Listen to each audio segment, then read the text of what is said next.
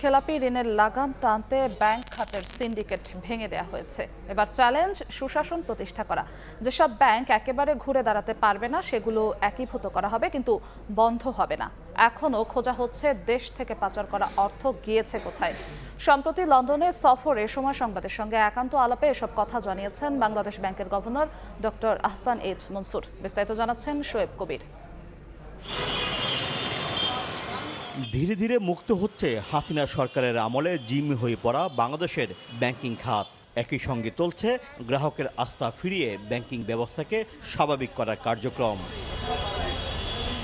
এরই মধ্যে বাংলাদেশ ব্যাংক জানিয়েছে, গেল ডিসেম্বর শেষে খেলাপি ঋণের পরিমাণ দাঁড়িয়েছে ৩,০৫,০৭৩ কোটি টাকা। ৩ মাসে বেড়েছে ৬০,৭৮৭ কোটি টাকা। বাড়তে থাকা এই খেলাপি ঋণের লাগাম টানতে সুশাসন প্রতিষ্ঠার বিকল্প দেখছেন না কেন্দ্রীয় ব্যাংকের গভর্নর। দুর্বৃত্তায়ন করা যে বোর্ডগুলো আছে সেগুলো তো আমরা ভেঙে দিয়েছি। আমরা শক্তিশালী গভর্নেন্স চাই।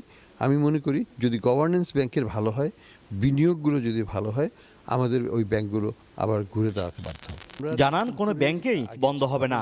আমরা নতুন ব্যাংকিং রেজলিউশন অ্যাক্ট করেছি, সেটার আন্ডারে যদি যেসব ব্যাংক কার্যকরভাবে সব কার্য সম্পাদন করতে পারবে না বলে প্রতীয়মান হবে, তাদেরকে আমরা হয়তো একীভূত করে ফেলবো।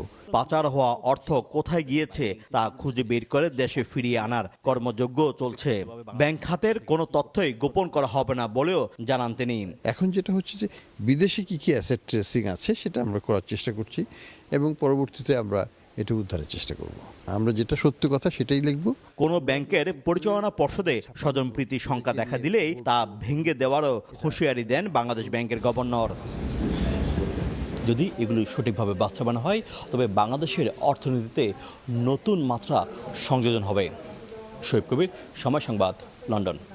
4 দশক ধরে আপনার ফাইন্যান্সিয়াল পার্টনার আইডিএলসি।